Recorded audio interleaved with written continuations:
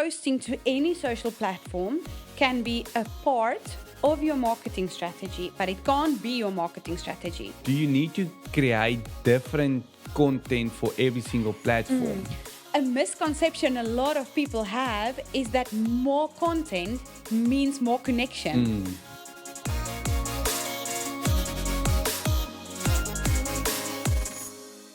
Hey guys, welcome back to another episode of the Buzzing Podcast, your Buzzing app that focuses on you as an entrepreneur. Remember to like and follow our social media platforms. Still with us, Ilandri, thank you so much for being here. It's really such an honor to have you here, and I feel there's so much value that the audience is getting out of this. So if we go to content strategy and your platform relevance, right?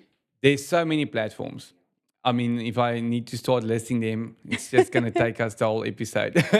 so there's so But many. can you? This is a test. Yeah, you see. So, I mean, let's speak about the main platforms that people are using. Instagram, Facebook, TikTok is becoming quite big in terms of advertising, and YouTube and LinkedIn, WhatsApp Business, Yeah. right? So maybe touch on that, like how a small business owner decides to build their brand. Now they're saying, okay, I need to go and make people aware of my brand, right? So what platforms do we use? How does the different platforms work? Maybe just touch on some of that point so that we can understand as well. Yeah. I think a very important thing I would just like to say right at the beginning is that posting to any social platform can be a part of your marketing strategy, but it can't be your marketing strategy. But it Okay. can be a part of it. Yes. But the marketing strategy has to be much more holistic and include much more than just social media Yeah. content. Okay. So maybe like while you're touching on that marketing strategy, maybe just give us a little bit of more background. What does a marketing strategy entail exactly? Yeah, I'd actually love to, and we can even create pointers on. If you're a small business, you only have to include these elements as part of your strategy. Especially when you ask about the different platforms, it depends on who we're speaking with. Yes, exactly. That changes things. Yeah. TikTok is making waves Yeah. in the industry currently. And people think it's because we love viewing content, but it's not. It's because we get quick answers Sure. for our questions. Sure. You don't have time. Exactly. So if you can generate a video that answers something quickly and effectively, Yeah. the platform will work. So just running through the couple that we've just Yeah. mentioned, our experience is the following. And I say our experience deliberately because it can look different for other Yes, brands. obviously. But our experience is that Facebook primarily is currently used by an audience that is from 40 to 65 and upwards. I'm very deliberately saying our experience because it can be different from everyone else. Yeah. But our experience is from analytical data from the last 3 years of posting and how our ads perform on the Yes. different platforms. Who sees them? Are they male? Are they female? Who clicks through? Who actually goes through with the Yeah. sale? So on Facebook, we experience that the audience from 40 upwards are more likely to engage on Facebook. So if your target audience is typically an audience from 40 upwards, Yeah. I'd say Facebook might be the answer for you. Whereas we move to Instagram, the age will become lower. So let's say 40 downwards Yeah. when you're speaking to them on an app like Instagram. And TikTok is typically our Gen Z and our millennials spending Yeah. time on TikTok. I think TikTok is becoming a broader audience Yeah. with time. YouTube is very interesting because it's quite a wide variety of businesses that experience success. Yeah. And this is why. It's because we put it on for our kids when they're 2, Yeah. but we also want to watch something when we're 65. Exactly. So if you very accurately know where your audience is, Yeah.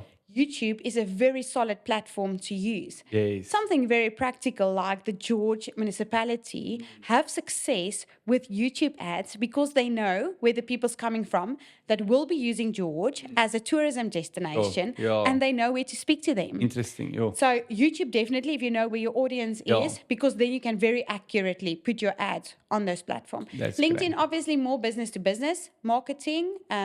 It's a more corporate way of communicating with your client. Yeah. WhatsApp ads is an amazing new way. We haven't seen effective click-throughs the way we have on WhatsApp Yeah. business. It even has a high click-through than our email campaigns. So I can highly recommend when as a means to marketing Sure. to explore WhatsApp business. And so then, do we get to a point where we say, okay, we use one ad on Facebook, on Instagram, on TikTok, or do you need to create different content for every single platform? The only reason I would suggest different content is because you're speaking to different people. Yes. And the way you speak to Oh. the different people needs to be Yeah. different. Yeah. So I definitely say change the content for the different platforms. Yeah. The message can be the same. Exactly. The message can be Yeah. the same, but the content can look different. Yeah, and it's so interesting. I spoke to a guy the other day. They have a cricket academy, and he said they created one video and they created 5 different reels with one video, but they created an AI hook to that videos and do 5 different videos, created a different hook on every single video. And in some video, they had 70% more engagement on certain aspects just because of the hook on a video and a different platform. But I mean, now, obviously, I mean, about all of these platforms, and even for me already hearing that, knowing how important social media is, knowing how important the different platforms is, I sometimes get a little bit overwhelmed. Definitely, So, yeah. I mean, obviously, trust an expert like yourself with it, but, you know, is there a thing where you say, let's maybe focus on Facebook and get Facebook right for the next 2 months? Then we go over to an Instagram, get Instagram, or is it important to just test the waters on every single platform in the beginning? I think it depends where your audience is at. I'd possibly do a simultaneous focus so Yes. that you can accurately measure the results. Because now, for example, one ad you possibly did in this month where something externally played a role, or it was over month end, or there's so many external factors. Yes, So if okay. you want to accurately measure Yeah. this data against one another, Yeah. I'd simultaneously test all of them. And then just with the Cricket Academy guy that spoke about the hooks, I think it's important to understand that no one goes on Facebook to buy something. Yeah. No one goes on TikTok to buy something. Yes, They exactly. go there to spend time without Sure. actually thinking. And now you need them to stop. Sure. So Yeah. they're not actually there for you. Exactly. They are there for themselves. And Yes. somehow your content needs to complement that. Yeah. Yeah, I have. That's something that I'm like always, you know, you don't really go on TikTok. Well, most people, you know, at night, 9 o'clock, at 10 o'clock at night, Looking quickly for go an on their accountant. phone. Yeah, like scrolling through TikTok. If I start speaking about taxes on that video, that guy's gonna swipe after the Yes. first second. Yes. Except if you tell him a unique way he can save. Exactly. So he needs to benefit from Yes, it. They 100%. need to benefit from it. Yeah, and that's so valuable what you're saying there. So maybe I think this is an important aspect: creating content versus creating strategic content. Yes. Tell us, Yes. touch on that point. Because a misconception a lot of people have is that more content means more connection. But it doesn't. Yeah. Honest content means more connection. Yes. So a good question would possibly be if you only had the capacity to post once a week, Yeah. how can you do that strategically and to consistently then post once a week? Yes. So people should evaluate their ability and then within their means show up as honestly as possible Yeah. on social media. Yeah. And I wanted to touch on a point like that as well. Following a trend versus building consistency. Yes, because it's different. Yes, It's different, and sometimes trends does not align with your brand. exactly. And I'd rather have people resonate deeply with my brand than touch on my brand because of a trend, but they're Yes. not invested. I'm not saying trends is wrong. If we can manage to do both, Yeah. to align our brands and jump on a trend, that's a big win. Yeah. We want to do that. We want to Exactly. go Yeah, viral and sell our product. Yes, But 100%. there's a risk of only going viral Sure. and not selling the product. Yeah, that's important. I saw the video the other day of like people in a restaurant starting to dance.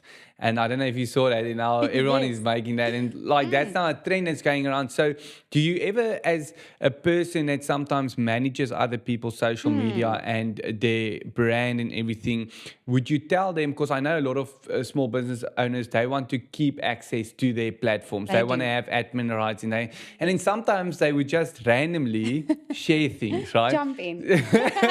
So do you feel like there's an expectation that needs to be managed in order to tell them from the beginning, this is what we're going to post? Yeah, Please yeah, yeah. speak to us Yeah, yeah, before yeah. you post other things as Yeah, well. yeah. Like, do you need to educate your client in terms of that? I think we really encourage them to rather just trust us with it. Yes. And if they have a brilliant idea, which they have, Yeah. to give it through to us for us to align with the brand and then Yes. to put out. And we definitely do jump on some trends. Yeah. I won't say don't, I'd say do, but purposefully. Yeah, With the intent of getting brand awareness and then taking them through the complete sales funnel. exactly. And so, once again, if we're touching on the content and the value that's being added, we get to paid ads, right? So, Yeah. that's an important thing. So, tell us a little bit more about the importance of followers and the right followers versus just Yeah. boosting an ad, getting 10,000 likes on a Yeah. specific ad, but out of that, you're only getting 100 followers, or you're getting 1,000 followers, but none of those followers are actually somebody that's going to end up using your product or your service. Yeah, it's useful. Yeah. Yeah. A lot of people use follower count as a metric. Yeah. And what happens is then you can possibly have 10,000 spectators, Yeah. but none of them's buying your product. Exactly. So you genuinely want them engaged in whatever you are selling. And a useful metric is usually engagement. So rather use engagement as a metric. Oh. The comments will tell the truth about whether there's genuinely a community backing this brand, Yeah. or is there only a business backing Yeah. the brand. So, user engagement, that's what you're saying, and people commenting. Like, is it always necessary to do a free giveaway? Right, in order to get people engaged? Yeah. Or is there an organic way to get people to really start engaging? Because look, let's look at us, right? We're an accounting firm. I mean, I'm not going to get 100 people commenting on, well, not necessarily, right? Yes. Commenting on a tax update or on something like that, because it's not normally seen as a thing Yes. where people engage a lot. But how do you get your community to start engaging on comments? Yeah. There's two factors of this I want to answer. The one is the giveaway, and then one is the engagement. I feel as though people are a little bit tired for giveaways. Yeah. That giveaways are a bit run down. Oh. But if it's packed extremely well, Yeah. it will still work. But low key, beige, vanilla giveaways, Yeah. I think they're dead. Simply because there are bigger, better ones. Yeah. So if you want to do a giveaway, it really has to be backed Give away by... a free car. Yes, it needs to be a car. And not any car. If you're willing to give me or Desley a car, we will talk about that on the podcast. We are busy with marketing for the Garden Walk Mall. And we have never seen engagement the way we do for the content we put out for them. Sure. And I'm not referring to paid content. I'm Yeah. referring to organic Wow. content. Here's why people can benefit from the mall. Yeah. So Cool. they understand the benefit extremely well, and because they do, they're automatically engaged Yeah. into the process. And that's what we need to figure out, how to put out accounting content that make people feel like they're benefiting from it. Exactly. I now feel challenged Yeah. to create something with you that will have 100 Yeah. comments. We Come will on. do that now. but people should be Yeah. able to benefit from it. Sure, that's amazing. So maybe let's touch on this because we shared about it earlier as well, where you said, people have an idea like just sharing so much content is going to create the awareness and it's going to give them what they want, but it's rather about the consistency. Definitely. So if I can just ask you, between building our brand and oversaturating your social media platforms to a point where people don't want to follow that anymore, like where do you draw the line in the sand with that? Yeah. Again, it's going to be different. I think brands can have the same output whether they post, some brand can post 7 times a week and experience the same success another brand can when posting once a week. Yeah. So I think Okay. posting and praying should not be the strategy. Yes. You should be very deliberate about what you want to communicate, and that should have a purpose. Yes. The underlying purpose should always get people to feel something. Sure. Most cases, that can spin over to getting them to act on something. Yeah. But we obviously want them to feel something. And because it's social media and because they did not come there for accounting advice, Yeah. you usually want to make them feel lighter, Yes, exactly. better, that you're solving something they Yes. did not even know they need solved. Exactly. Yeah. So I think the first point is definitely establishing a brand that is well aligned with your why, Yes. and then having that strategically build into content that moves people. Yeah. So do you think it's possible then if you have an older audience, like even not at 40 years old, but 40 plus that uses I'm just Facebook? saying he's the one who calls 40 years old. No, I'm saying I consider them friends. Yeah, older. You said Experienced. yeah, because 40 plus is using Facebook. Yes. So getting to definitely. a point where how do you get people that 60 plus to engage in comments? Is that possible? Do you see people doing that? Yeah. I'll typically put out an ad that has a pensioner's discount. Some call it silver shavings. But then obviously you're speaking directly to Yeah. them. And an ad has different things that causes success. A great offer, yes, built into a great design Yeah. to a specific audience. If you can combine that, a lot of people think you can have a less great offer but only a great design, and that doesn't work Yeah. because you're speaking to people who need to benefit from it, Yeah. and they don't benefit from your great design. Yeah. They sure. benefit from your great offer. Exactly. Ilandri, thank you so much for being here. And so, listeners, entrepreneurs, it's important to build the brand, to build consistency, and to give your customers value. Thank you for watching this Buzzing podcast. Stay tuned for our next one.